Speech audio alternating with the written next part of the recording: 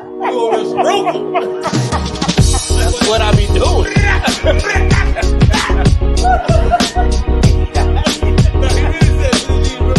No, I just used to y'all said From London to the Bay. It's hammer, go hammer, every hammer, dirty hammer. And the rest is on its way. Can't touch this. 10, 9, ignition sequence start.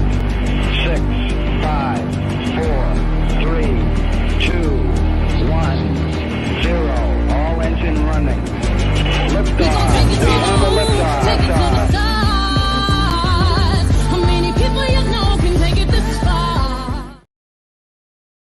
Before he was just cutting grass in a truck, lawnmower, and weed eating a truck. Outstanding. Happy Wednesday. I'm not even going to say this Wednesday was Wednesday again. It's a good Wednesday. It's a great Wednesday. Money. it's Wednesday. No. My boy ain't here because he down and out. It's Wednesday. Oh, now he Wednesday. And now Herc is Wednesday in the day. Let me tell y'all. He ain't even winning Wednesday. This is whining Wednesday for him right now. Shouts out to Herc Ricks. We hope you feel better soon, you and the family.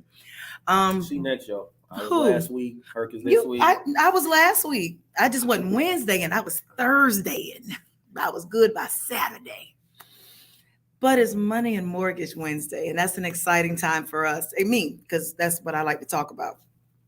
Tonight, we are going to definitely come into you with an educational series. So right now, we are asking you to grab a friend, phone a friend, share this with a friend, send it over to your people, get your notebook, get your what's it called them, your little dream boards, your wish list, and everything that you're trying to do. And if you've talked about buying a house, flipping a house, wanting to own a home, any of that, tonight is the night that every question you want to ask, you're going to be able to ask it tonight, but you better type it and hope I can read it because that's the only way I'm going to repeat it. But tonight we have 3 gurus that I call them. They're going to tell you that they don't know. I'm going to tell you that they know all. We have a real estate specialist. We have someone who is very skilled in mortgage and lending, and we have a rehab and renovation builder over here with us. We have people who can answer every question that you might be able to think of. And if they don't know, they know who does. So without further ado, I will let these gentlemen introduce to you themselves, what they do, and we'll go ahead and go on. Don't all speak at once. JT, go ahead. I'm JT Livingston. I'm a realtor with Keller Williams. I'm a licensed broker and investor as well. Hello, I'm T-Ty Simon. I am a financing strategist for residential and commercial. I'm currently a partner with the Simon Ray Lending Team here in Columbia, South Carolina. Yes, I'm Dollar the Builder. I buy, renovate, rent, sell homes, do it all. Wonderful, wonderful. Well, they're very modest. Dollar does a whole lot. And if I'm understanding correctly, I always say when I talk about Dollar that it is amazing that you have been able to accomplish and do what you do and you are under the age of 40. And I think that is phenomenal. So that's not I do this and I do it all. You do a lot of great things. Todd, that's the same with you because I got on your nerves a few years ago about my house. No, we're definitely going to talk about Mind your business. Mind your business. The world deserves to know. And I got on JT's nerves as well from We Are Death Do Us Part close in here. But I really do want you all to go in to talk about what it is that you have done, what you do, and all of the questions that we could possibly ask because the mortgage industry is a very interesting time right now. All right, who wants to roll with it first? I do. Oh, God. No, I brought it to him earlier about it. Everybody likes to get into real estate because they think it's a quick way to make money. They think, I'm going to find this house, flip this house, sell this house. With the U.S. dollar going through what it's going through or coming to what it's going to be supposedly, what effect do y'all think that's going to have on the real estate? You think it's more people going to be trying to get in because it's not going to be the same form of currency, or a lot of people trying to get out because of that? I personally think it's not going to affect us, and if it does, it's going to be 3, 4, 5 years later. Okay. We're always, at least for South Carolina, we're always last to get anything done. Right. So even if it switched to Bitcoin or anything, it's not going to affect us for a long time.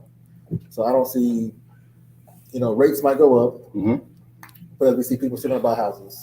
Rates go down, people will buy homes very quickly. For investors, it's going to, depending on how rates are, it's going to affect how we can invest and how many people are going to be buying at one time. Right. I mean, one thing I would just kind of mention on that, piggybacking off of what you're saying, JT. The thing I love about, let's say, like you brought up Bitcoin, right? People buying houses with NFTs, things of that nature. Like these are things that are really happening in the real estate space. What I would say is educate yourself on how to be in the game. You know, the one thing I've seen just being a Columbia, South Carolina native, but also being able to do business in other states, is seeing that we don't always value what's here. And people come from other states, other places, come by and eat it up, and we're not even involved on either side of the transaction, whether we own it or whether we have the land to actually sell it back to build some type of generational wealth. So that's the biggest piece. Other part is there's always going to be ebbs and flows in the market and things that will cause you to be cautious. It'll make you really cautious about what's happening in the market. Should I buy now? What do I need to do? The biggest thing is just buy it.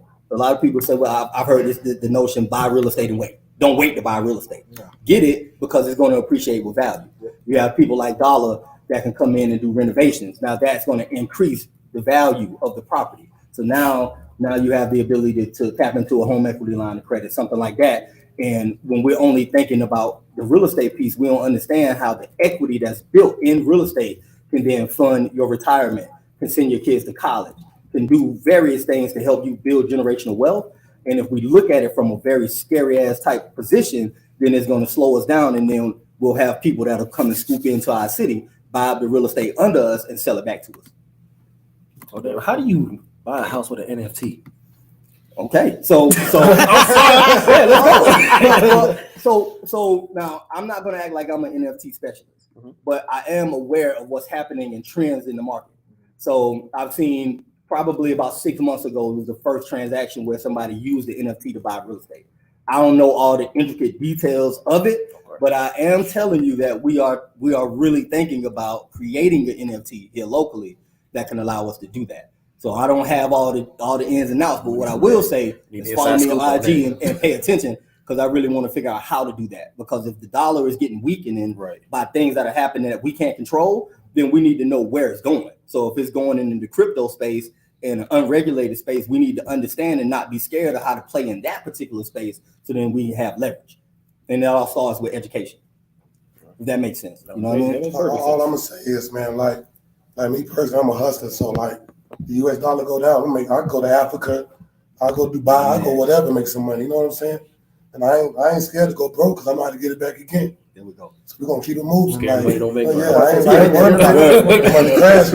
I'm not gonna crash. Right. US crash, we're gonna keep it moving. That's a common trend that I've heard from each of y'all, actually, that scared money doesn't make money. Exactly. I've had conversations with you all as individuals over the last few years, actually, and that is a common conversation. Don't be scared to invest. Don't be scared to do this. Don't be scared to put it in, because if you believe in it, you're going to put money into it.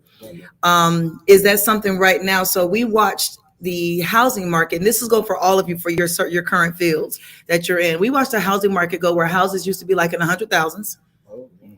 150, 170, 26,000, 2,600 square feet. And now you're looking at those being $300,000 homes. So now everybody's like, I'm scared to move because everything's so expensive. Yeah, I don't want to lose my interest rate.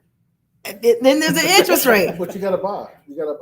My last commercial loan, he gave me the rate and I bought it. I know I can sell cash flow. So during the renovation part, I went ahead and advertised for leases. Before they were done with renovation, I had 3 leases signed. They're already in the building. I got 2 more spaces. There we go. So if I was scared, I wouldn't have bought the building. I wouldn't be cash flowing as of today. They moved in 2 weeks ago. I mean, you got to just jump and do it. Right. And I understand, like, not always having a blueprint, right? So a lot of times we want to have a manual or GPS to take us to the destination, right? But experience is the best teacher. Sometimes you just have to get involved on some level. And then through being involved, it just opens up other things that now you wind up being able to leverage. For example, when I bought my first house at 23, I used an FHA loan, even though I was a veteran, because the realtor was telling me to use a FHA loan versus my VA loan, right? Still did 100% financing on an FHA loan, but that was when they had adjustable rate mortgages and all this other kind of crap, right? So I dodged a bullet there and still wound up being able to have my VA benefits. So understanding what vehicle to use is really detrimental. So if you're a veteran and you don't own a house yet, like we need to talk about that. You know, how to leverage that. Looking at, you know, what's the things in your credit, like you said, Crystal, right? Some of the things that may be on your credit, collections, older stuff, right? The only way to even figure out how to do it is to not tell somebody that's a professional, oh, I'm working on my credit. Like, what does that mean, right? Do the application, let's see it, let's pull the credit, then we can come up with a game plan to tell you what to pay. So you're not putting your resources in the wrong place, because you can easily pay off something that won't increase your credit score. But when you got the money, let's talk about what to do with it, so that way you can get the desired end result. And then I can issue out a pre-approval, and you can get with JT Livingston. Now you got Dollar that's coming in doing renovations on the property. So it's all about Monster on the show today. Y'all hear that, right? So it's not a good idea to sit around with these special apps and different things and try to fix and figure things out yourself, because you might be spinning your wheels. If you are interested in purchasing a home, actually sit down with a professional to go over your credit, to know what you need to build and build that game plan, because some of us are closer than we think. With this market being the way it is right now, and you are doing renovations, so I'm an HGTV head, right? And I watch these couples, and they make, like, you know, they buy it for $30,000. They buy it for $30,000. They put $50,000 in. They sell it for this amount. They make $30,000. But I'm wondering, now that house is $300,000, how much y'all making now? Like, did that increase, or did the price of what you were doing to renovate increase as well, so it leveled out? Well, the materials went up. What do you say about that, Dollar? What I say is, like, I know when I fully renovate a home, I get more money than the average home in the neighborhood, because I fully renovate everything. I do the sheetrock, the HVAC, the plumbing, insulation. I do like I gut the whole house out. So basically, you getting a brand new house. Most of the houses that be listed, I don't list my house the same price, because they probably got old paint, old plumbing, a lot of old stuff. That's why I like to get houses that's like burnt or that's messed up, because I like to fully redo them. I don't like to go to houses to slap paint on them and call it a day. Yeah. So you're not just fixing cosmetic, you giving it a whole new foundation, right? And you really gotta, if you do that, you maximize your money. But to answer your question, Crystal, like, I think the profit is still the same. It's just, you know, the homes back in the day that you can buy 40,000, put 40 into it, so like a 120, 130. Like the last one I just sold from, you know, our mutual friend. He bought it. I sold it to him back in 07. I know who you are. Just kidding. For 40,000 back in 07. He rented it out until this past, matter of fact, last year. Renter moved out. He's like, JT, what's it worth? I told him about 120, 130. The renter moved out. He did nothing to it. It still had holes in the wall, stuff inside the house. Sold it for 120, and it's worth about 220. So I mean, nothing changed with the market. Just the price of everything went up, and the profit's still there. So so basically, you know, in hindsight, 2020. If I'd have known back then, I would have bought every home for $40,000. But did I have enough money to buy the home for $40,000? No. Now that those homes are 120, I don't have the money to buy 10 homes for 120. So I mean, I'm in the same boat I was 10 years ago. So the market's still the same. Profit's still the same. That's interesting. And your homes are different because, like you said, you buy homes that have been burned and things that people do not want. Did those go up too when all these $300,000 houses, or are they still in the 30s and 40s? I mean, the burn house is still like going the same, because you get them for 10,000, 20,000, 35,000. Like, you still get them for dirt cheap. Because one thing with the burn homes, they like basically whatever. Like, just if your home burnt, the insurance company already paid you for that home. Yeah. So whatever you sell it for is just straight profit. Right. So you can even get some homes for free. You tell somebody, like, I'm gonna demolish this home for you. You don't have to worry about paying it, because you're still responsible for getting rid of that burnt home. But I can come to you and be like, let me get that home. I'll get rid of it for you. Just let me take away that headache. And they get it for you. Right. Now that renovation. I might not even get rid of the whole thing. I might still keep the foundation. I might still keep the lumber. I might still keep whatever that's good on the house. And messing with a house like that, we're making extra profit. We're making more than back in the day, because the houses are more now. That's what I was curious about. You making more now. We're still getting the burn houses for cheap. You know, the material went up high, but we still selling these houses for even higher. But then somebody like me, I got so many houses that I do. I mean, so many of the amigos, the Mexicans, I get the work done for cheap. You know what I'm saying? So at the same time, like, if somebody come over my way and they want to bid on a house, we could play the bidding war, because I get the numbers for cheap, so I can always outdo somebody on the bid and still make good profit. And amigos will show up 6-7 days a week. That's We've seen them. We watch them from our houses and see them outside. 7 a.m. But so that's a big question. You 7 to answered a 7. big question for me. If you're buying it for 10 and 15 and you're putting in whatever it takes to renovate, now that the houses are going for more, that profit is coming back more, but it's also a lot of work on you. But then you gotta know how to shop too. Like you gotta know how to shop on clearance. Yep. You gotta know how to get on wholesale. Like I'll ride around Lowe's all day and get the dishwasher and everything on clearance 50% off. You know what I'm saying? I'll go to the lumber place and get the windows over 50% off. And if you deal with the same people all the time, they're gonna look out for you. Mm-hmm. You know what I'm saying? Like I messed with a guy at Builder's First Source. He'll come and say, man, we got some windows on sale. The cabinet lady at Lowe's, she'll come and say, we got some appliances back here. So when people see you all the time and they know you and they know you good people, they're gonna call you, they're gonna show you some love. Even sometimes like me, you might work at Lowe's or work at the lumber place, work at Floor and Decor or whatever. I buy them something to eat, buy them lunch. I show love, you know what I'm saying? And people show love back.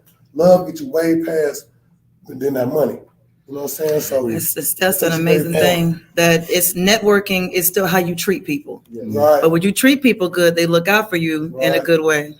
So I always get looked out good. I get looked out good. Even with my workers, like I buy them food. My amigos there after work, I might even buy them some Modelo or some Corona or something. I show love, and they'll show love back. You know, sometimes like me, come on, look out for the price. They'll drop it down. They're like, man, I like you, man. Right. Herc said we love our Mexican brothers. You see, but that's an amazing thing. How long does it usually take to rehab or flip a home? It depends. I mean, the fastest I ever did a house about 30, 45 days. Yeah, for 30, 45 days is. They don't even take that long. Like me personally, will take a lot of people a long time on these houses. Like my downfall was when I started my first house. I met a guy. He like, man, I can do everything for you. I don't never do that. If you ever go to like the Mongo homes, Southern homes, it's that one person that does that one job. So you got the foundation guy, he just do foundation. You got the lumber guy, he just do lumber. You got the window guy, he just do window. So you got everybody that do that one job. So like me, you know, it's time for my rough end, I might call my plumber, HVAC, and my electric guy the same day. We just knock it out in one day. I call for the inspection next day, like, man, I'm ready. We passed that, we moving on to the next job. Love it. Love it. It don't even take that long. I had a friend, no lie, probably hard to believe, but he built him a whole house within like 50 days. Wow. You got the right people. Like the house was only 1,200 square foot. It wasn't no big house. Big houses take longer, but you got people that know how to knock it out. You can call, you can pass your inspections and get it done. You got the right team, you can get it done.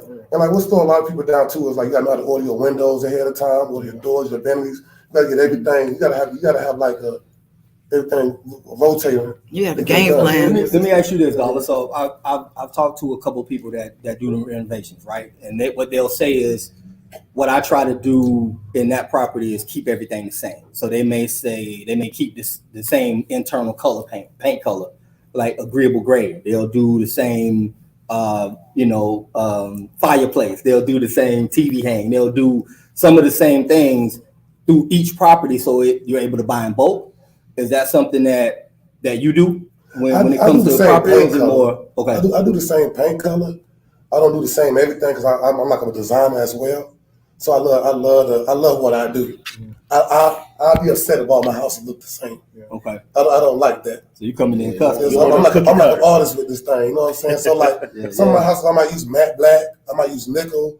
I might use chrome. I might use gold. I might do white cabinets, gray cabinets. I change my floors up. I like to give like everybody a little different thing. I don't want everybody having the same house. Understood. Agreeable gray. That's the color? That's the color. Oh, you better understand it. That's the color. That's like the color all these big companies, they splashing that on the wall everywhere.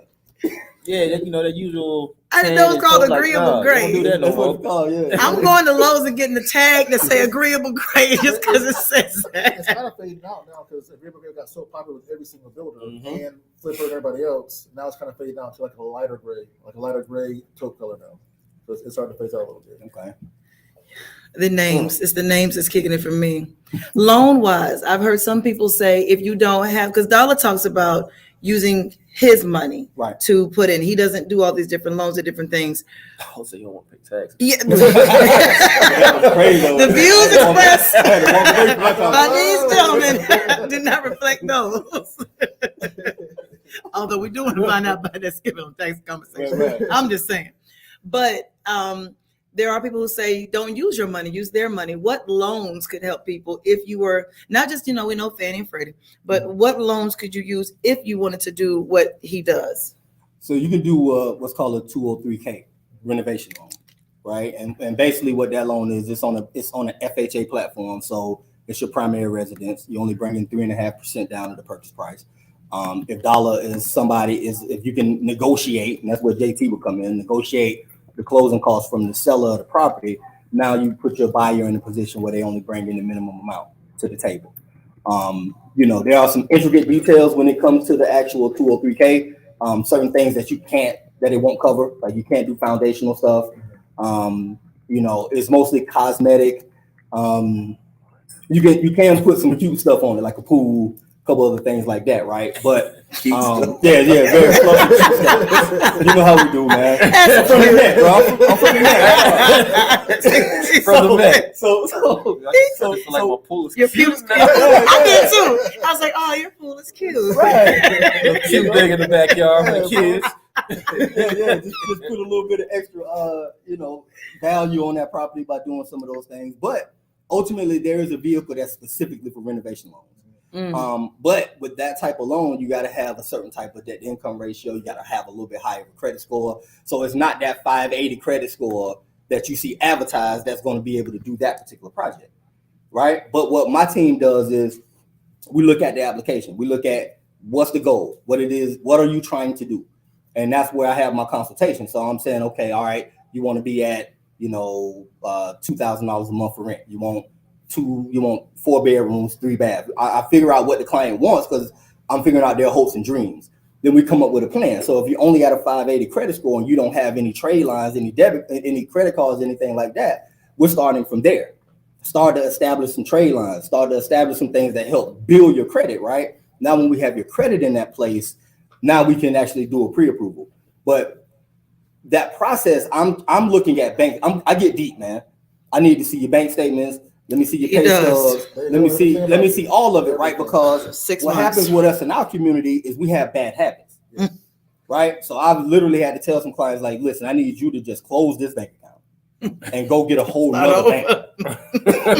Switch your whole direct deposit, everything over here. Don't tell me. Let's start over all fresh. I didn't say that to Chris. He did not. He did not. You can tell the truth, man. He did not. All grown. First of all, let me tell you, we were at home and then we were in an apartment. I will never forget this. I have been bothering JT for 6 months. I had ridden around and bothered JT because I saw his name on a truck out there by Joseph Kill. That's how I found JT. There was a baby snake got into my apartment. I grabbed my notebook. If y'all know me, I'm organized. I grabbed my notebook. I walked into Todd and Lamont's office, and I was like, "Where am I at? I got to get out of here." Yeah, I kind of remember. Todd was like, "You got your papers with you?" I was like, "tab 6." Todd said, "If you hold one moment, we'll get you your letter."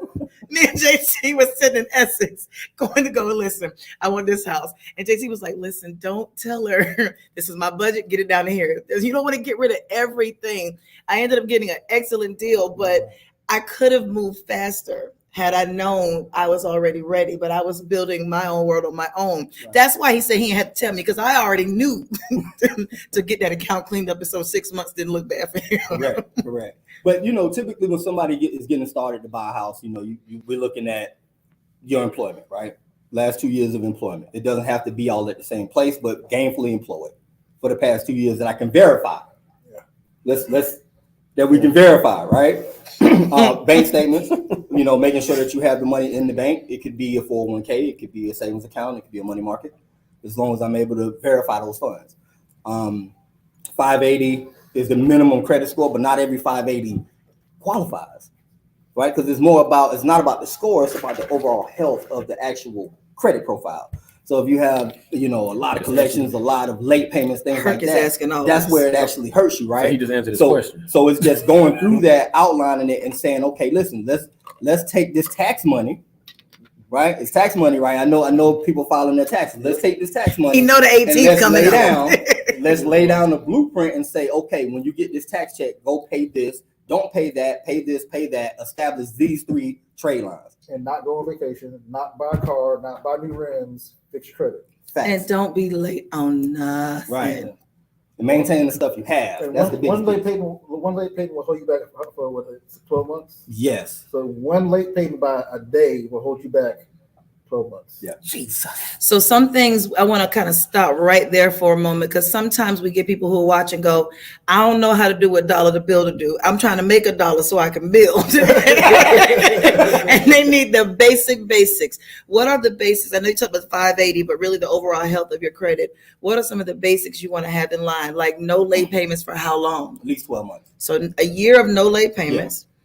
And credit score, you said about 580, but then what other habits do you not want to have, like debt to income and things like that? Well, I mean, okay. So we're talking about, let's say, an FHA loan versus a conventional loan. A conventional loan is a very conservative product, right? So that means that I can only go to about 43, 44% DTI. So I don't have a lot of wiggle room. So it doesn't take late payments and things like that. It doesn't like that. It's very conservative. Whereas an FHA loan is frowned upon in the industry, but that's the way that a lot of people that have median salary, have a lot of blemishes on their credit, and have a lower credit score, they can actually get involved in the home ownership process by using and utilizing an FHA loan. Because what it does, it allows me to get to a higher price point, because I can go higher with your debt to income ratio. Max is somewhere around 55%.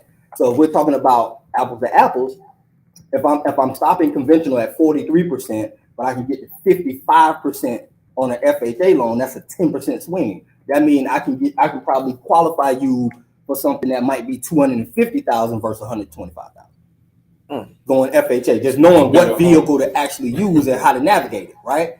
And when it comes to, let's say, payment history and things like that,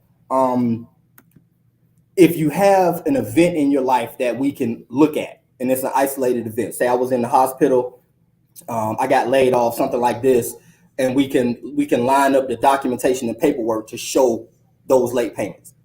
We can explain that to the underwriter. Like, hey, I had some surgery, I was out of work for 90 days. This is why I had these late payments. And we can have documentation to support that. I can put together a decent enough package to have the underwriter see that it's a isolated incident that was temporary in nature, and now is now resolved. And now if you're back on track for another 8 to 10 months, now I can get you qualified by having that one event. But you can't not pay your bills for 24 months, get 8 good months and say I'm ready. Just because Credit Karma said you had a 600 credit score. Don't work. That old Credit Karma. Old Credit Karma. You know how I said credit sites. He gave y'all names. I'm But saying names. since he said it, though, get that app off your phone and go sit down with somebody. Because It's that a marketing TransUnion tool. score is not giving you what you need to know. How are student loans impacting with people's credit scores and doctor bills and medical stuff? I know now they can't report all this stuff like they used to. Right. Well, I don't count the medical bills in your ratio, which is that's a huge myth. Yeah. Right? Yeah. Is we're not counting the actual medical bills. But when it comes to collection student loans, you're typically counting 0.5% on the student loan. So let's do some math real quick, right? So let's say you got 50,000 total student loan debt, right? That's times. And while he's figuring that out, once I give you the pre-approval letter, don't go buy a car. Don't use Social Security number. Don't put nothing on layaway. Don't go out to eat. Just talk to the realtor Just Oh, and sit buy your house. down. Right. Don't take the 20% off at the register at Macy's. Oh, Just so you can If you get some sign up for rebuy. this car, you get his 20% Don't off. do That it. $20 of that hoodie was not worth you losing your house. Correct. I mean, So if I'm using just, let's say, a round number as far as the student loan payment. Before the guideline said you had to count 1% of the outstanding student loan balance. So if you had owned $100,000, you'd have to have $1,000 payment. Right now, I'm only counting 0.5%. So instead of counting 1,000% payment, I'm only counting 500. Oh, wow. So when that guideline changed, although people saw it, when you look at the actual math of it, now if I don't, that $500 swing, I can actually use that now to help increase your purchase price because I'm not having to count so much on the student loan balance anymore. And that's what the guideline says right now. Or this is the biggest piece. If you set up for an income-driven payment plan, not the Biden payment pause, not that. That was a mess. Shout out to that the was, Paul. yeah, not the pause That was a of the mess. payment. All they did was pause student loan payments. That's not it. And they couldn't figure out how to unpause them. Correct. Yeah, it was people couldn't buy homes because they're like, can I unpause? How you do it? No one know how to do it. Right. But if you set yourself up on an income-driven payment plan and say that payment plan is $25 a month, $75 a month, I can use the $75 a month payment to help you qualify now. So it's all about just having a conversation, right? What we'll do is we'll say, man, I got student loan debt, I don't qualify. So I'm gonna tuck my head in this rock and I'm gonna just keep written and stay on the same cycle. Sit down and talk to people that are knowledgeable in this field that can help you get to the end goal. That's at the end of the day, I'm all about my community and my people. So That is like something. I will literally answer the phone. I will literally answer a question. If you see me at the grocery store, I will Or answer a 5 question. I will questions. stop. I will not answer as many questions that I answered for her, but I will answer a few. Let's put that on record. And honestly, my kids and my family, they get so upset every time we're out. People will stop me with a real estate question. I'm like, that's my job. Like they know what I do, so I'm gonna stop and do it. And I look over and they're like, "Come on, we gotta go, we gotta." And when I try to speed it up a little bit, but I want to educate real quick. And whether I get that deal or not, they may say I have a realtor, but I got a question. And I'll also answer the question for them. Me personally, like I don't too much care for like house loans like that. Right. How about that? And the reason is why is like He gonna use money. money. Like I would have loaned everybody some money, make me some money. Right. Let me But if I come to you want a loan, I'm gonna have to make some loan to make some more money. I'm with you. You know what I'm saying? Because a lot of people thinking they got a home, they got an asset. You don't have an asset because you ain't making money from this home. And then one That's thing, like big. I do math, I do numbers. So Okay. like, if a bank gonna tell me we're gonna charge you this price, and I'm gonna do like my monthly payment times the 30 years, the 12 months, I'm gonna put all that together and see how much money I'm really paying for this house. I know one time I did that, I was paying about double. Right. You know what I'm saying? So like Yeah. anybody I know that got a mortgage, I always tell them, like, man, pay that thing off fast, pay towards your principal because you paying these people double. You think you got this off for 200,000, you really got it for 400,000. Mm-hmm. So like me, I really don't care because I could go rent me an apartment. I'd rather go take my credit and go come to you, be like, yo, how can I make some more money off this loan? Right. If I got to refinance this house to get another house or whatever, because I'm in this credit thing to make money, Word. not to make the bank no money. Agreed. And I don't mind giving the bank some money, but I'm trying to be on top too. I love it. I'm trying to, like, we both can eat. Don't just eat off me and let me sit up here and just, you get paid off me. So with that being said, I always hear about taking out the equity of your home. Like, don't take out a loan from the bank, take out the equity of your home and use it that way. How does that work? Because if I'm taking out the equity of my home, if I bought it for $300, now it's worth $400. That's $100,000 worth of equity, correct? Mm-hmm. So if I take that out so I can do what he does, how does that $100,000 get added to the principal of what I'm already paying on my first home? How does that work? Okay, so it's two different ways to look at that, right? You got two vehicles when it comes to tapping into the equity in your property. You have what's called a home equity loan, and you have what's called a home equity line of credit, which is called a HELOC, right? A home equity loan is, say that it may be, let's say, $50,000. You'll have a set payment monthly until that's paid out. On that 50, you'll still have your actual mortgage payment and your payment for that 50 on the home equity loan. So now I pretty much got two more. You got two payments. A home equity line of credit is revolving. So like we were having a conversation over here, Dollar and myself and JT, with a home equity line of credit, it's almost like a revolving credit card. So it works for somebody that is doing renovations and flipping because I can tap into this equity. Now I have a line of credit that might be $150,000, $125,000. I can use it. I can buy my materials. I can purchase a property with it. I can do whatever I need. But once I actually get my profits from proceeds from the sale, I can pay that back zero. Now it just came back as another $125,000 line. One thing my mama always say is, she a big believer in like not taking equity out on a house. Yeah. But like, she's like, don't do it, because she's seen like how I messed the older generation up. But one thing I'm gonna tell you is like me, I'm a hustler, so like I know how to take the money and make it. But everybody's not like that. So Right. you try to take out on your personal house and think you like, I'm gonna be like Dollar, I'm gonna be like Javon, I'm gonna do the same thing he do. You gotta learn first. Might get You beat. know what I'm saying? You might get beat. You might homeless. Right. So you gotta be very careful. You cannot just follow me. Right. You know what I'm saying? And one thing I'm gonna tell you, when any game you win, you're doing loans or you're a realtor, whatever you win, get you a mentor. Oh, Get somebody that's been in the game, somebody that's good people that's going to show you the ropes. Because man, like one thing about money is like people will do you dirty. They don't care if you took it out from your house or whatever. Like they'll rape your pocket. You gotta know what you're doing. And, like it gets real. We don't like to talk to people. A lot of people are like, well, you're talking to this person, you're talking to that one. There is power in communicating with the right people for educational purposes. Even if you're just communicating with it to learn, because it's big. Just isolation and thinking that what you know is the way, the only way you could be missing out on money, missing out on opportunities, or spinning your wheels on something that you don't know you already close enough to getting. You said something, and I'm gonna jump back on that for a moment about credit. You said use your credit to make money. How? What you mean how? Like break it down. Like what you mean how? So a lot of people, you just said about the 580 and the 600 and these different credit scores everybody does. You don't just want your credit score to be the place where you can get a house for you to live in. You might want to use your credit to make money, to renovate homes, to get that residual income. Like, how? For example, like me, I got a lot of lines of credit. Like probably right now, I probably got $500,000 in credit cards in my pocket. You know, so I got a line of credit with Home Depot, Lowe's, a lot of even a lumber store. They give out lines of credit. I could just call my guy Big John at with his first source and be like, yo, let me get this lumber pack. You know what I'm saying? My credit good. You know what I'm saying? So like when you build your credit up, I could flip a house in 30, 45 days. So basically, I probably could use my personal cash to buy the house. I could use all my credit to fix the house up. Right. And it take me no money. And especially like I could do it within a certain amount of time. I'm not paying out even that much interest. So I'm winning more than what I'm paying the interest in. Like interest is basically little of nothing. And then like for example too is like, just say you somebody you fresh in the game, right? You got credit cards out there that got like these bonus sign up with like you don't have no interest for like 12 months.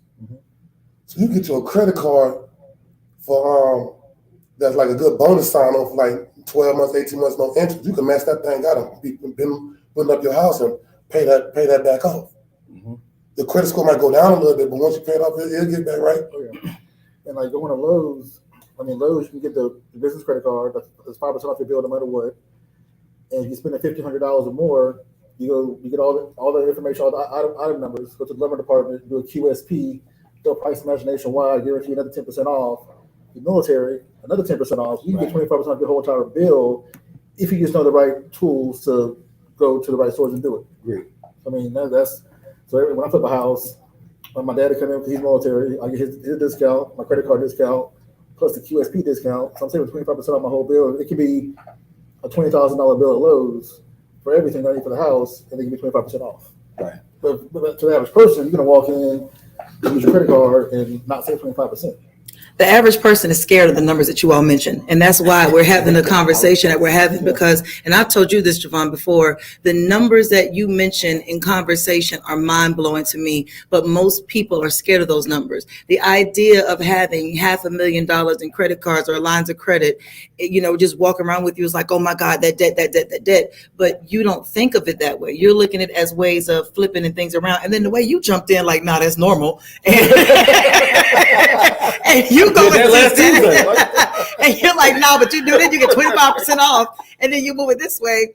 It makes you realize what you said earlier about scared money don't make money. You have to not be afraid of these big numbers because that's where these big moves come from. And many of us are terrified of debt, but debt has built wealth for all of you. Then, like one thing I like about me, like I spend a lot of money with my credit cards. Like I don't spend no cash. So, for example, like one of my favorite credit cards is like the American Express Platinum. Like I pay like $600, $650, something like that a year. But like I get like $300 off on my flights. When I go to the airport, I get the free lounge, free drinks, free food. You know what I'm saying? It comes with like free car insurance. Right. I think I get like $100 off on Saks. I believe that's the card. I got to chase South here as well. But you get a lot of benefits. I believe that's the card. You got a whole lot, clearly. When you buy a credit card or whatever credit card you get, because I don't like to get any credit card. I like to make sure I get like good benefits with it. Right.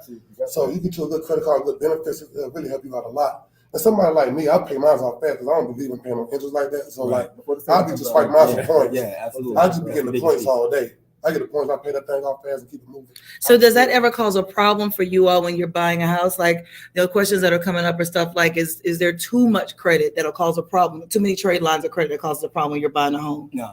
If you have the debt, There we go. if my credit card is $25,000 and I go to get a loan, and Todd's like, well, you have $1,000 up on this card, you got, we got one for $25,000, but it's maxed out. You got one for $1,000 maxed out, one for $30,000 maxed out. Then it's a problem. Right. So it's not the number of lines that you have, it's how much you're utilizing what you have. That's the problem. Getting paying off, they said before the statement comes out, one, like I haven't paid interest in probably 3 years on anything. Mm-hmm. I mean, I use my credit cards for everything. I've not paid a penny of interest in 3 years on four different credit cards. And you stay closing on houses. Only 4? Right. Slacking, bro. we have different tools. So his is more for his everyday business. Right. Mine's in business too. But like you said, all mine are for points too. So like I have so many points on one credit card for my daughter's travel, for sports. Everything's paid for a credit card. Right. For my month, I don't use my debit card. I use my credit card for gas, groceries, everything. So when she said, Dad, I want to go to Brown University for a college tour, I'm like, cool. Credit card was first class flight up there. Yep. Hotel was paid for with the points. Rental car was paid for with the points. Round trip, a weekend in New York cost me $40. You also get hotel benefits too. Yeah, that way. They get free upgrades and all that. See how y'all smiling about this? We're going to a cruise, and we're going to fly to Miami, all on points. We're going to get a rental car on points, hotel on points, and we're going to go on the cruise and come back. This is the big idea of using their money. Yes. Correct. Making Wednesday on CTS. It is, but it's Sit back. that's why it's like mortgage and money, because mortgage and money, if you are, and just to recap for those who are joining and jumping in, because I know numbers are changing as we keep going. If you are interested right now in purchasing a home, your best interest is not to sit down with Credit Karma. He said it, I mean, but not to sit down with these sites and try to clean things up yourself. Actually sit down with a mortgage lending professional. Let them see where you're at, and then let them tell you, based off where you are, this is what you can do, or this is where you could be, and build a plan with them so you know where to go from there. That's your thing right there. 100%. Back to the question that you were asking when you were talking about the amount of trade lines on having too much.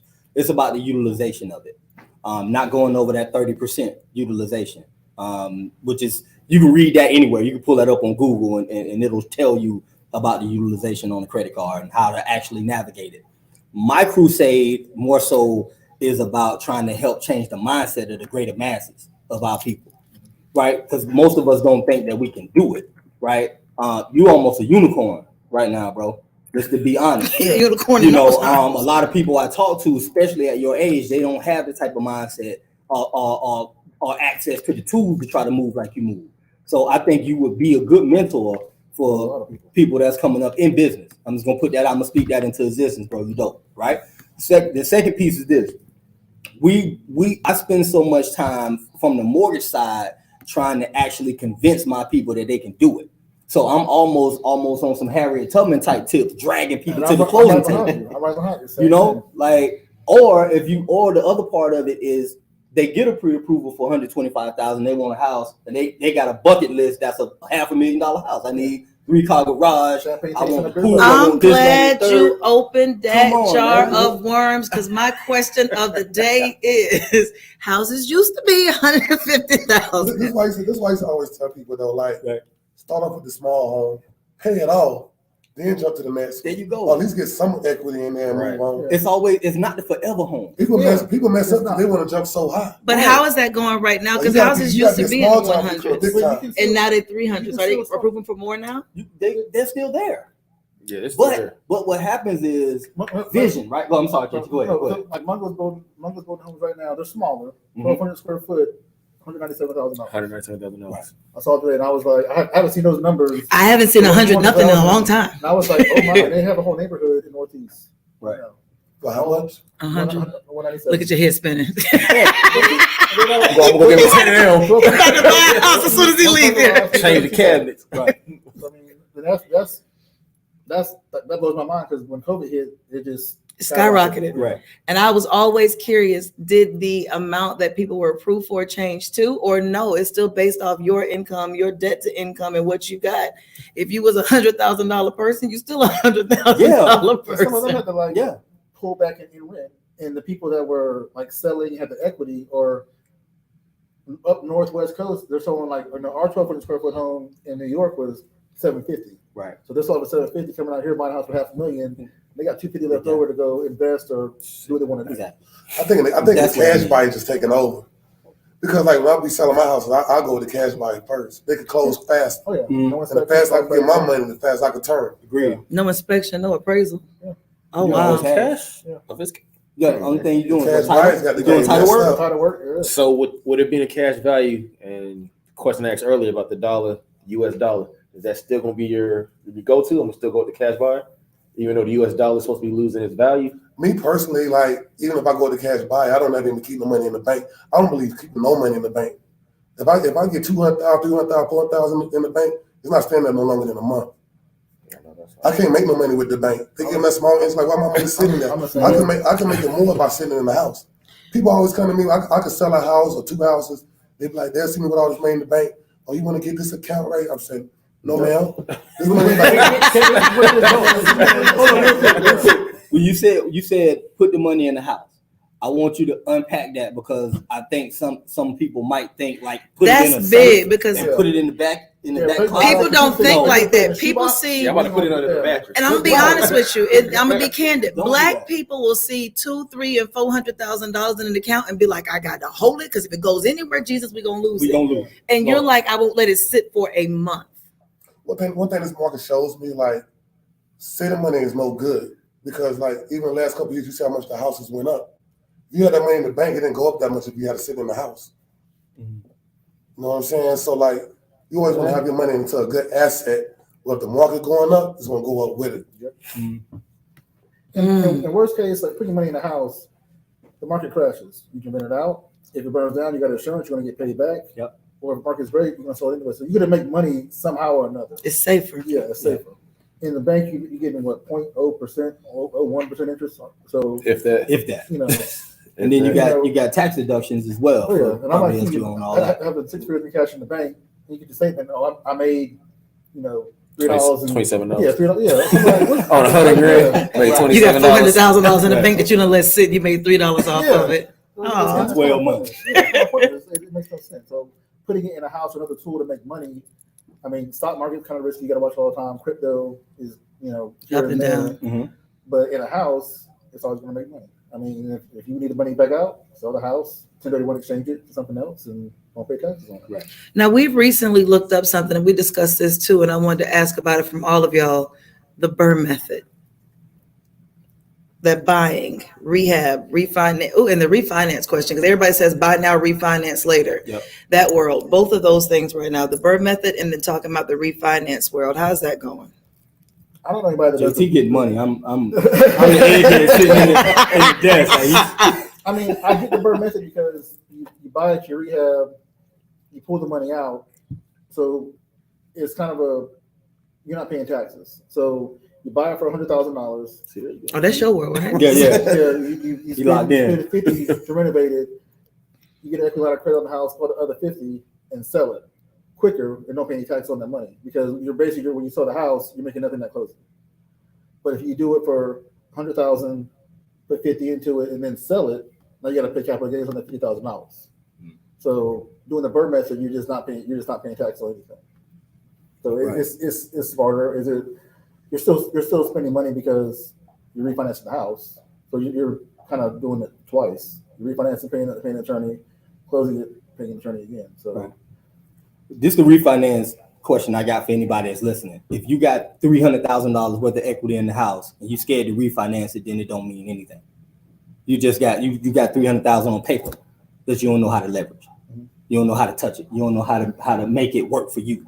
And that's where dollar coming from. So if you refinance it, do a home and it's, you can figure out what option is best for you. Everybody has different risk tolerances. Somebody may not be able to stomach and have the discipline to handle a home equity line of credit, right? Somebody may, the issue, they may say, I want to go and do a home equity line because I'm that strategic type of planning type of person. So my mortgage is here, this is here, and I know what these payments are because it's fixed, right? You know, we got to meet people where they are. Definitely, we got to elevate their minds, but we also got to free them first, right? So how do you do that? So with that question you just said, you have $300,000 in equity in the crib. But if I'm living CTC, how do you get me out of that? I'm looking at the individual circumstance and the situation, and I need to know what your end goal is.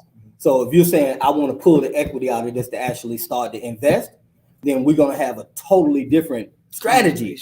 Is if you're saying, okay, I just want to actually do a line of credit because my kid going to college. So, but do you actually show them the numbers? Because I can't pull that out because that's going to be a whole nother bill. You know what I'm saying? Like you said, my stuff is fixed. I make this much a month.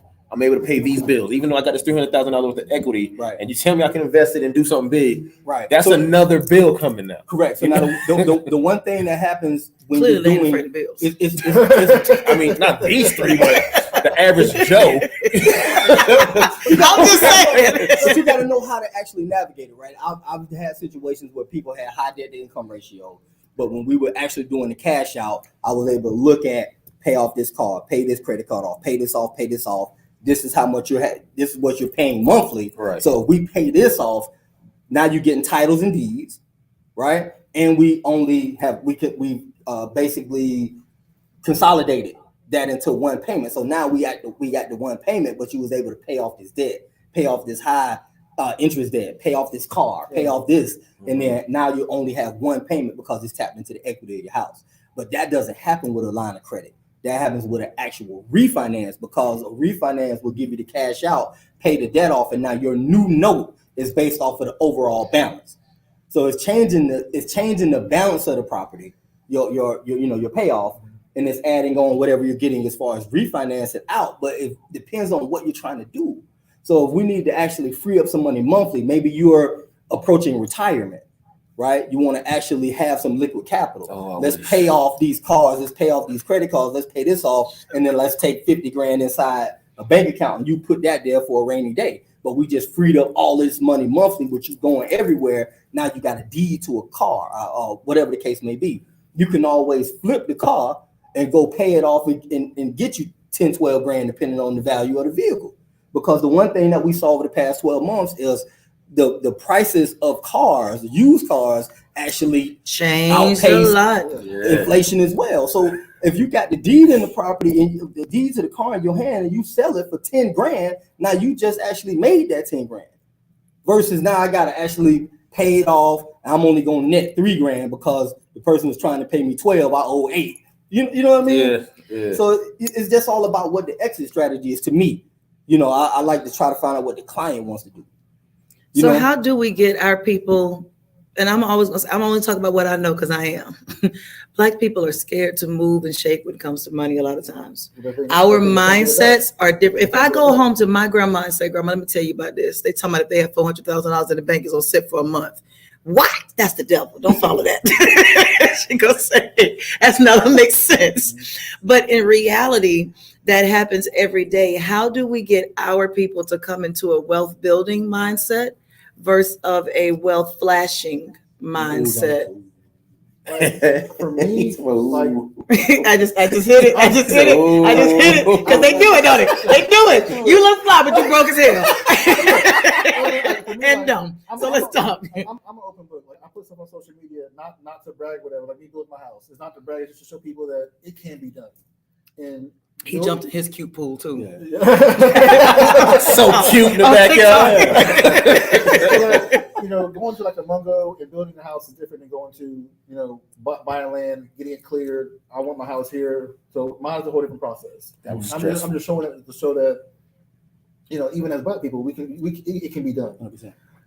But showing it from a different aspect of doing it, buying 6 acres of land and getting it cleared, and all the process and stuff that goes into it it's stressful, but it's opening the door of people's imagination. And they'll call me and say, "Hey, how'd you do it? Let's sit down and talk." So I'm doing it to educate people that way, have the conversation. The people are calling me, let's sit down and talk. I want to do that too. How do I do it?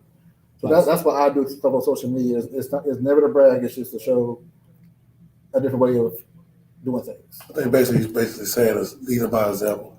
Right. Yeah. My crew. You lead by example. You show people what you're doing, they'll follow eventually. Be honest with you, it's all timing because black people, we getting better every day. We are. I We agree. came a long way. It's all timing. We've come a The next long generation will way. get even better. The next generation after that getting better. We coming up. It's only time. So my next question to all three of y'all is: black people are getting better. We finally learned it. How do you tell them or make them understand? Just because this is where I'm at now, because clearly y'all 3 successful black men, beautiful to see. If I put you on today, you take me as, you're my mentor, and it's not coming for you in 60 days. How do y'all get them to understand that? Because you just said, man, I flip house in 30, 45 days. Well, man, I'm gonna work with you. I'm gonna buy it. Then, like, bro, that's not how it happens. Mm-hmm. How do y'all get them to understand? You can tell me this all day. Right. How do you get me to understand it? I mean, it's just it's sitting down. See what I'm saying? Because cats jump on and be like, man, he did it. I can do it too. No. Yeah, I mean, it's education and conversation. Like how if you got 150 equity in your house, partner up with someone. Y'all keep looking at me like y'all just know I got 150. That's what you got. I mean, They know what I got. And they know where I'm at now. You gotta find someone that's like-minded. I got several best friends, and some of them are broke. They're broke as a joke, and I would never ask them to do anything with me because I know their mindset is not what my mindset is. Right. I've lost some friends over my growth, and it's part of life. People are going to be in your circle. I can't go for a with you. while, and, Right. yeah, everybody Gotta can be go with okay you. with losing. So find someone to partner up with for your first one and get a mentor because obviously he knows more than I do about building and flipping. So you can go to him and say, look, I got 150, he got $100,000, so now we got 250. Todd, let's pull it out. We got 250 to work with. If you do it to where I guess the money is out of an account into another account, honestly, yes, you do have an extra payment, but instead of you saying I'm going to use all 350 for this project, we're gonna keep 50,000 to pay for the monthly bills for that project. So you're not having to pay anything. Because You already took it out. Yeah, so Okay. you got 300,000 in account, you got 350 in account, but you got 50,000 says that's going to pay all the monthly bills until we're finished with this project. So when you're not having to do anything, you got 50,000 to pay your mortgage or pay that HELOC every single month, to pay the electricity bill, the water bill, the insurance, the landscaping. You got money to actually pay for that stuff. So you have the money. You just got to just know how to use it. How to use it. Yeah. How disciplined. Yeah, I definitely want to touch that question as well. I want to say though to like somebody like you come to me or whatever. Oh God. I really have to tell you like patience is the key. Yes. To like But success. black people don't have much. You gotta be patient. And like if you can't understand patience, you ain't gonna be successful. Right. You can't want that You Instagram. can't- to you happen gotta be overnight. patient. You Discipline. can't compare yourself to the next man. Right. You just gotta be patient. You gotta stay down. You gotta save. You gotta be disciplined. You gotta really want it. If you don't really want it, you playing with it, you ain't gonna get it. Agreed. And you gotta watch out the words you say out your mouth. Like, Oh, man. oh, I might do this. Or I'm gonna try. You gotta know, like, I want to. You gotta have the eye of the It's gonna tiger. get done. I'm about You gotta to be win. hungry. Right. You know what I'm saying? What I Like- do ain't sexy, bro. Mhm. The finance, what I do is not sexy. Yeah. Like I gotta pull teeth, especially when we're talking about dealing with our people. Like they not gonna give me all the banks. They're not gonna give me what I'm asking for, but We they'll don't want give you to me laugh what at I us. think. They'll give me what they want me to see, Right. Yeah. and then I have to, I'm digging, right? So Where's page one ultimately, of your bank statement? What do you mean page one? You gave me page 2. It say 2 through 6. It say on the bottom page 3 or 10. thank you, JT. I appreciate that, bro. So my part of the crusade, all of us have a different part that we play to help our community, right? My part is to help our people understand that we can do it, right? And be an example of how to actually get that done, period. I'm gonna answer the question, I'm gonna teach you how to do it. But back to your point, a lot of times when I've had to actually tell people, okay, we're gonna do this, we're gonna pay this off, we're gonna do this, and you're gonna have this, and your payment's gonna be this, and you're gonna get this amount of money at closing, they just trusting me a little bit. Maybe they're researching Google reviews, but until that closing happens and they get that check, the call that I get after that is what makes me keep pushing. Because they're like, damn, It's bro, the that thank you. actually worked, bro. Yeah. Yeah, I knew it was gonna work. I told you it was gonna work. You came to my office. You saw my license on the wall, right? Like, I got no reason to defraud you. I'm gonna tell you how to get there. I don't get paid unless you do. But I don't. I You see what I'm saying? right. Yeah. They gotta understand that. I'm like, if they don't close, it could be at the closing table. And if you don't sign, I don't get paid. I don't get my If money. you're looking at 80 homes, it's 80 homes. If it's 6 months, it's 6 months. You know, Right. So what do you think the greatest tip that you would give anybody right You now? see that plug with her? I see her. I'm not even talking signing about up all to of say, them I'm for signing being up to say, there. You got that message, didn't you? Yeah, you sent me the message too, but you DM me too. I got him. All right, I got cool. them all. But what is the number one tip you would give to our people about making better moves and when it comes to saving and building or even risk taking? Like what advice would you get? Not just patience, patience.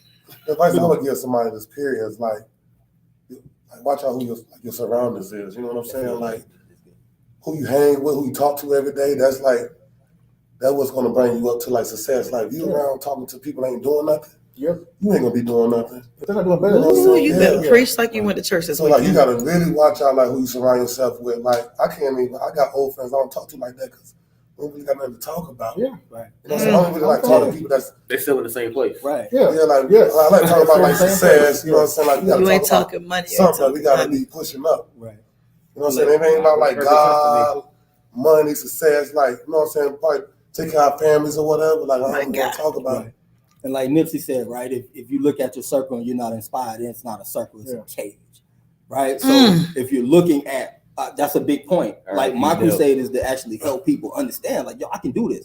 Like I go to colleges and teach. I go to high schools and teach. Like I'm trying to like reach everybody at where they are. Let the kids know that hey, if maybe you don't want to go to college, okay, there's some other ways for you to be successful and get money and actually outpace what you would do if you had to do a 4-year degree. Looking at the next generation of leaders in college and saying, listen, while you're in college, you can actually become a landlord. You know, why don't you and a few of your frat brothers put this money together, get this little house now? Right. Now you can start renting it out and making money. You brought up college a couple times tonight. Yeah. How you feel about college? Depends. It depends on what you're trying to do. Right. Like if you're trying to be a doctor, lawyer, you got to go and you're serious about it. Then it can work, right? My daughter's in my oldest. It all depends on what you're going for. My oldest baby in college right now, hooping, right? So I'm not opposed to college. My route was not college. My route was the military and then getting into this. So I think as long as you can accurately define and communicate what it is that you're trying to do, then okay. But college is not the only route, right? We were taught, I think, in our generation that, yo, you got to go to college. You got to go to college. And if you don't go, you just failed, right? Your generation is different because it was like, I just seen y'all go and get all this student loan debt and you working and struggling and pissed off and mad every day and you still ain't free. So what you went to college for? Decoration. Right? So now I'm seeing they told me I had to go. You feel me? So I'm seeing more people now that are like, yo, I'm just dope. So let me just do what I feel in my heart and what I envision. And so that's why I'm applauding you, bro. Because like, you know, it took me a minute to get to that. I think I was over 35 when it finally clicked, right? When Dick Gregory said when you put the magic glasses on, once I got them on, I'm like, oh, I can change the world. And it just started one day, one interaction at a time, right? So I'm not opposed to college, but I think there's more than one way to skin a cat and be successful. As long as you're true to what it is your vision is. If you get at the God the right way, he'll order your steps. And then you can figure out how that's going to move. You may have to go to college to get what it is that your purpose to do. But with somebody like you and I might maybe come from the hood, maybe that's not the goal. Maybe my goal is to get with a mentor, learn how to actually buy and redevelop my hood and now to build generational wealth for people that are directly attached to me and people that I come in contact with in my neighborhood. Yeah, see, I got in an argument with people the other day. I was telling their kids, bro, college ain't number for, parties and the girls. Like, don't tell them that. Like, no, because go get a trade. Plumbers ain't going nowhere. Electricians ain't going nowhere. Carpenters. And y'all think plumbing is a dirty job? I call a plumber on a Saturday. See how much you gonna charge him. You know what I'm saying? There's money in. I got 2 visitor plumbers, and I sold them their houses, and they make really good money. They make great money because trades are always going to be needed. Everything is trying to go AI and robotic, but there's certain jobs where you need a human being to do it. The other And, thing, and those too- are 3 quick. That's where this question comes to you, Construction? Bella. Come on, man. Herc said, why is it that it seems hard for people in our community to grab a grip on this information and prosper?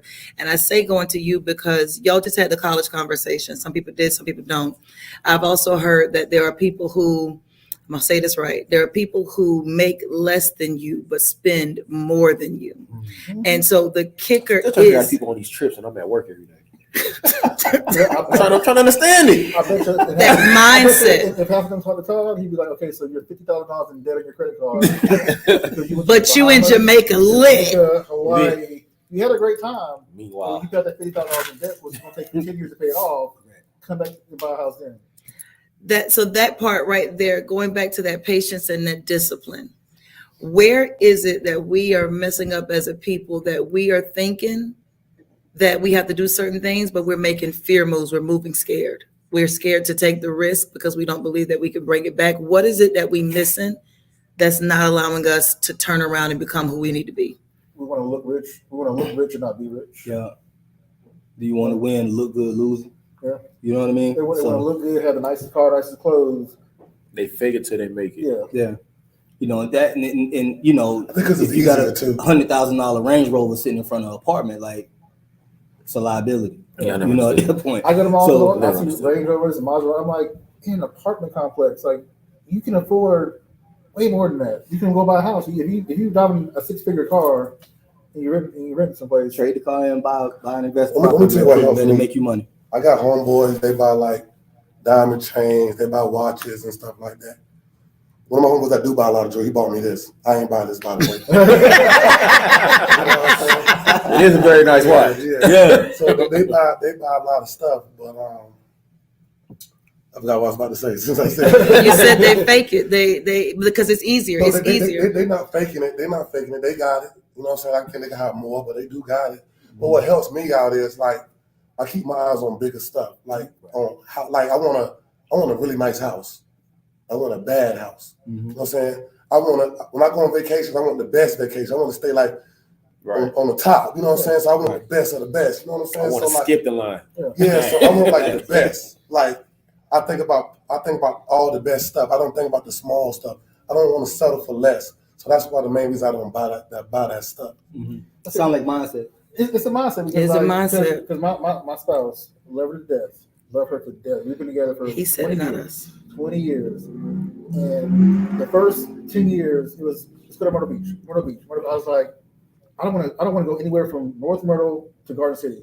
Here's my credit card. Just pick any place north or south of here because I'm not going to Myrtle Beach. Right. Because I've been there since I was 3 years old. And it's the same dirty Myrtle. It's the same place. Did you say you don't want to go north from North Myrtle Beach to Ghana's Ferry? No. I thought you said No. Ghana Ferry, too. You tossed it there, you didn't want the direction. Cherry tried to Cherry lead Grove, the Cherry man Grove, completely. yeah.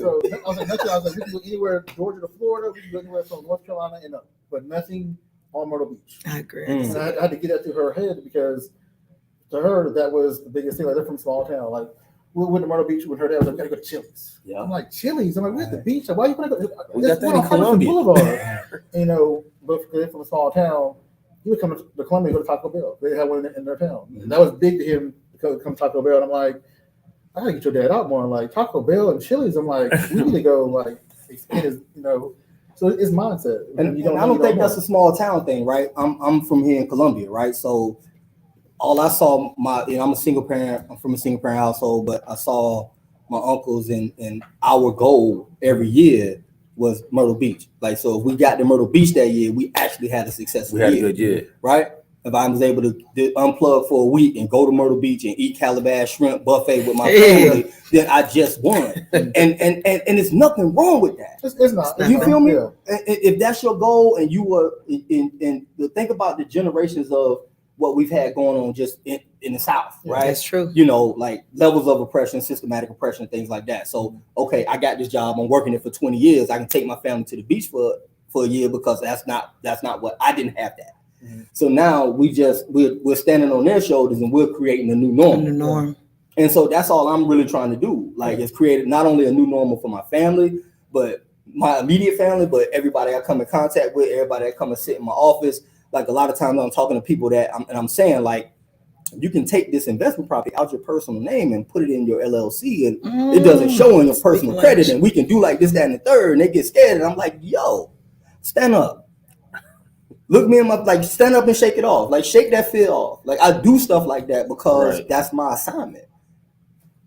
You know, like, I need stamps. One thing I want to say. You're not gonna land in Miami to death. I need stamps in my passport. One thing I want to say though, like if you broke and you unhappy, it's like you probably be rich and unhappy.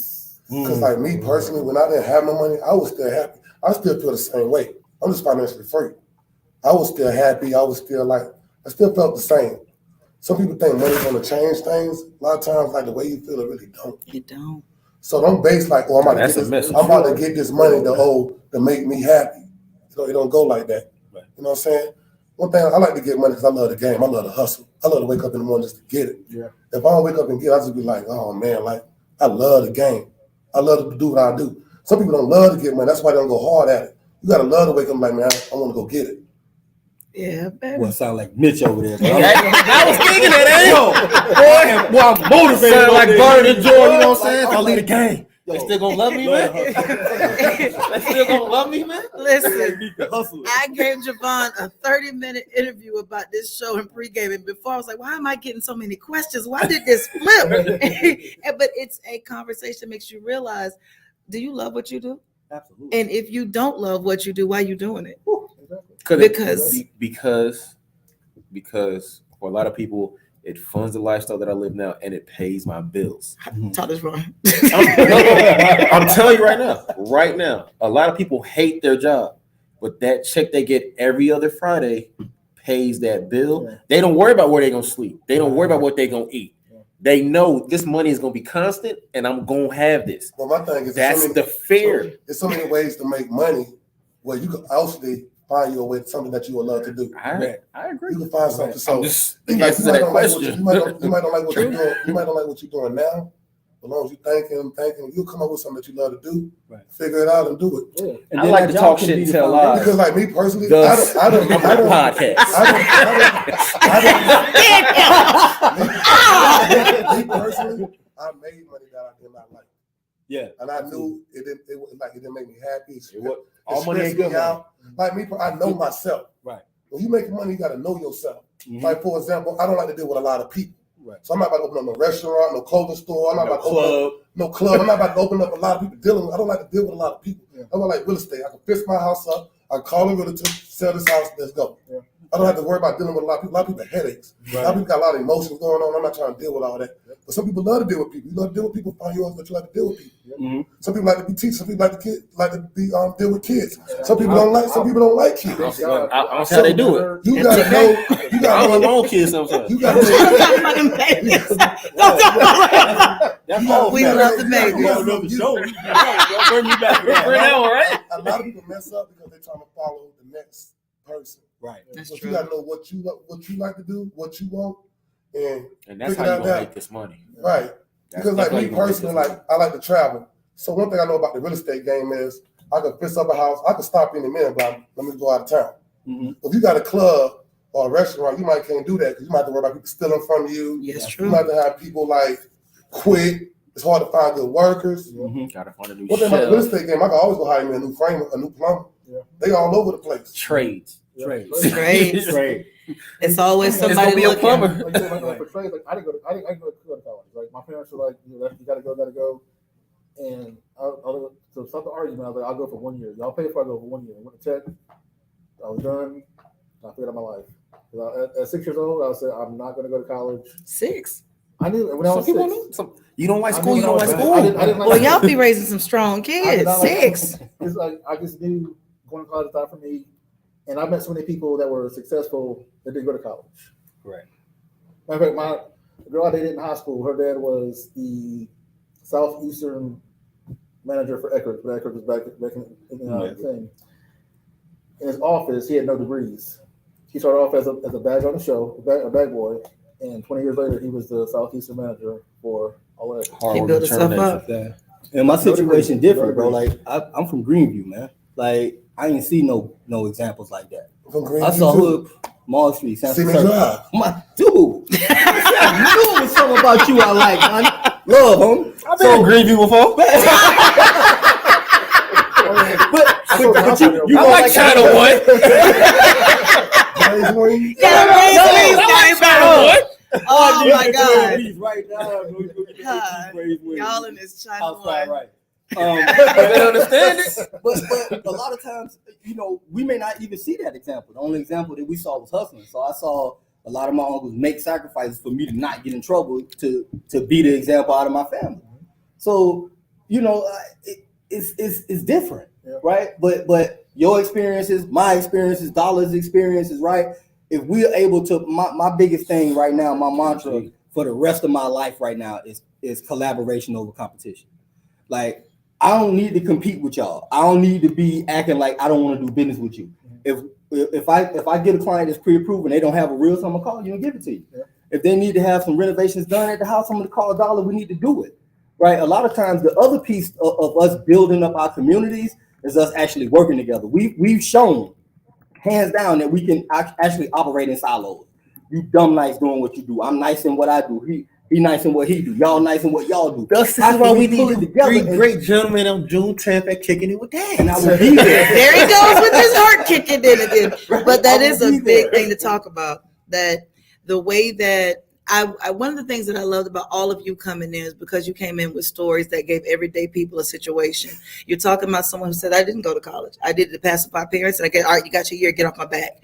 You asked about college, like, what's the big deal with it? You've gone through times where you've done different things. You're talking about coming from a local area, and both of you did. Everyone came from something that was like, this was not what they would have said I was going to be back then. 100%. However, you're sitting in here now talking about what you do for $25,000 to get 25% off, and you talking about walking around with a whole house in your pocket, and you might buy a house on the way home. It just goes to show you that your mindset is everything. If you isolate yourself, if you stick yourself in a stubborn place where no one can tell you anything, you won't get anywhere. But if you also put yourself in fear cages, you will forever be stuck without achieving anything that you have designated yourself to win to get. So the idea tonight was not just to tell you how to get a house if you've never owned one, or to how to renovate and rehab a house if you need a new hustle for residual income, or even about being a real estate agent and understanding the market. The bigger scheme of things was to let you know that your mindset is your abundance. If you think different, you can achieve different. If you tell yourself, maybe, I'll hope so, we'll see, all those questionable gateway moments, you're never giving yourself a definitive move or motivation to do better. So tonight, we hope that if you didn't do anything else, you learned something that made you better. Either you're going to own a house, flip a house, or get in your house and make a better decision in it. But we're hoping that tonight you learn something that you can share with a friend, dinner table conversations, early morning conversations, but just walk away tonight better than you were when you came on. Is there anything else you want to leave anybody else with before we wrap up tonight? He kind of hit on everything. Yeah, Jordan's better than Brian. Yeah. What? What? Wait, what? Why would you add an hour? Listen, the NBA playoffs about to start. I just want these young kids to understand Jordan's better than Brian. Yeah, just like that. Jordan is better than Brian. I'm good. I'm good. I thought you said LeBron. I'm an A's baby now. Come on. Okay, you about to get started all over again. He had an extra hour, didn't he? You got Kobe in there. Number two. I'm just saying. Not that Brian ain't phenomenal. He's just not Michael Jeffrey Jordan. I'll say this one thing about the whole topic. Like, no matter if you're buying and flipping, getting a loan, buying a house, start small. You don't have to get the biggest house in the block. My first house, $90,000, 1,600 square foot, little box. And now we got another house. 1,600 square was a box. Right, with a box. If he told you what he was trying to do right now, you realize what this castle was compared to the box. But if an average person moves every 5 to 7 years, no matter what. I mean, whether it's family issues, job, whatever. Right.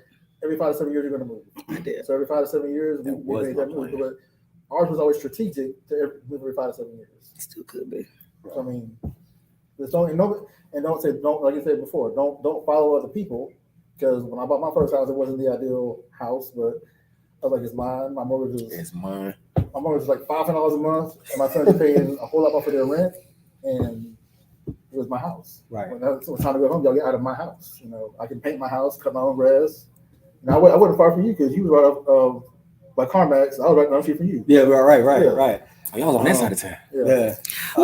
Don't even get them started on what side of town, because they're gonna tell you that the money is over in the other side of town. It's money everywhere. It's money everywhere. It's everywhere. Downtown, northeast, southeast, Irmo. Listen, We if the man over here tells you he prefers a burned house, that clearly tell you there's money everywhere. Right. You just got to have that passion, know what you love, and you can make this money. And to piggyback off that, I mean, it's better to buy what people don't want. I bought homes that were going to be condemned by the city. I called the lady. She's like, you know, what will you get me? I was like, 10 grand. Yeah, you can have it. I'm like, I should offer 5 because I, you know, but $10,000 got me a nice house, nice neighborhood. It's going to be developed by the city. You flip it and make your money off of it. Yeah. Again, I can't stress it enough. You rolling with I one? want to just say something. I knew I could. The way you was rocking. I want to tell people this: save your money. Yes. Save. You got. Hold on now. You got to explain it because you said don't save it in a bank. You got to tell them where to save it. Because you said you don't like banks now. Like when you say save your money, people gonna be thinking, "Well, put this in the bank. Make sure I don't touch it." You got to explain what save your money means. So like my thing is like basically like for example when I was dead broke, I remember I was used to eat ramen noodles every day. Sure. Like people can't even like I'm trying to tell you to save hard. People can't even sacrifice hard. People haven't got hard discipline. I could do that. Right. Like I now, get it. these last 2 months, I haven't even been eating out like that. Like I've been going home eating in the house. I remember like January, February, I probably going to listen thick again like a $10 breakfast or whatever. I make egg sandwich, eat cinnamon toast crunch every morning. On break, I'll go back home, make a turkey sandwich. You know what I'm saying? People know how to save. You got to save. My car drive outside, I bought that car at the auction for $12,000 about 3 years ago, a Toyota Corolla. That's what I drive. Right. I know people that got less money than me, but they drive way nicer cars. Yeah. Right. You know where I stay at right now? I stay at one of my houses that I rehab. One of my houses. Paid off. I don't pay nothing. Let's talk about Did y'all catch Only that? thing I pay right now, my car paid off. Where I stay, I don't pay nothing. Only thing I pay for my kids' private school, and I pay for lights, water, and my cable bill. The recurring bill. So like you only, I had an OG in the game told me a long time ago. You only go broke when you spend more than you save. Absolutely. You know what I'm saying? So one thing I do, I save heavy, very heavy. You know what I'm saying? I don't got to worry about going broke. I don't be caring about nothing. I don't think I do. I like to eat good, I like to travel. I just like to work. Absolutely. And when I travel for free with my credit cards. Credit cards. And if you like, whenever you buy and flipping, you know, I look at it. I tell people when you buy your first flip, it's a victory. Give yourself a pat on the back, save that money, and get another one. Save that money, get another one. To eventually, you can, you know, after the 4th or 5th flip, you can do something nice. But don't all of a sudden you make $5,000 and you want to go on a cruise. No, save the money, make 15, 20, make 30, 40, make 50, 60. You keep going until you have a good little nest egg. So like if COVID hits again, it's not, oh crap, what do I do? Right. Because when COVID hit, that's why restaurants went out of business. That's why people also, because they were literally living restaurant day to day. If we didn't get 40 customers in their door, we could not keep the lights Just on. leaving check your check. COVID hit, lights cut off. And that's the way it was. Yeah. The one thing I wanted to say before we go is what I want to do is I'll create an actual link to my calendar that points back to this episode that you can put in the playback. Right, free consultation, 15 minutes for anybody that needs to understand how to actually get the finance. Because I do want y'all to know, we're not worldwide yet, but we'd have viewers. They're gonna be hitting through y'all up. They're gonna be looking for y'all. Yeah. And I'm gonna set up. I want to set up an actual link to my calendar, free consultation, 15 minutes. Right, we sit down with anybody that's doing something. Let's talk about it, and we go through the process of actually getting you pre-approved. Once I get the pre-approval, I'm sending it to JT. Right.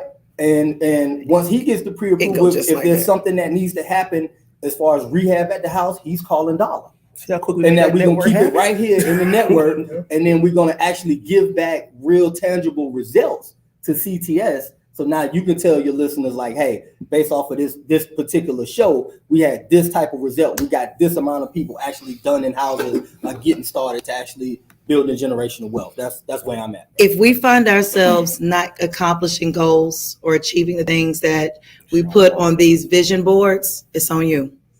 because you've had multiple examples. Like Dala said, we are in a world right now where the internet gives us everything, and we are better than what they were, but we have no excuse not to be better than where we are. So if you do not achieve the goals and dreams you want to, it's on you. Faith your fears and get at it. That's just the end of it. Divorce, COVID, the whole 9 yards, it does not matter. JT, I had you on the floor about 9 years. I had Todd number solo, and me and Todd looked up, and our kids was playing together, and I was like, "Are you friends with who?" Girl, her daddy, the reason why you got that bedroom. It was easy to call and talk to you. It was like, man, her talks to your mom every day, or no, I worked with your sister. But I say that because sometimes the greatest assets and mentors and people to wake you up are right in your own backyard, in your own phone, in your own friend list. We get so wrapped up in nonsense, we forget the good sense that our people have. So surround yourself with good people. If you're a room full of millionaires, you're bound to be the next. We appreciate you all tuning in with us tonight. Recap, review, replay, share, like, and please don't forget to subscribe. Hold on. Next Sunday, we got the brunch and bubbly with the Goodfellas. It's coming up this Sunday on This the 16th. This Sunday.